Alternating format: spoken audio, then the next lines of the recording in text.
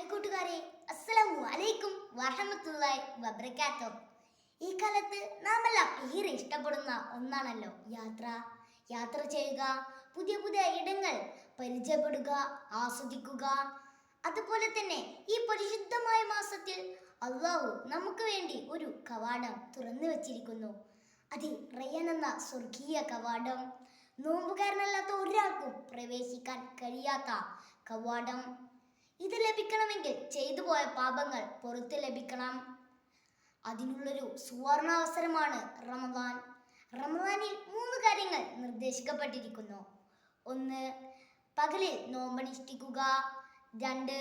രാത്രി ധാരാളം നമസ്കരിക്കുക. 3. ലൈലത്തുൽ ഖദ്റിൽ ദീർഘമായി നമസ്കരിക്കുക. ഇവ 3ഉം അള്ളാഹുവിൽ നിന്നുള്ള പ്രതിഫലം ആഗ്രഹിച്ചുകൊണ്ട് ചെയ്താൽ നമുക്കും റയ്യാനിലൂടെ കടക്കാം. അള്ളാഹു അനുഗ്രഹിക്കട്ടെ.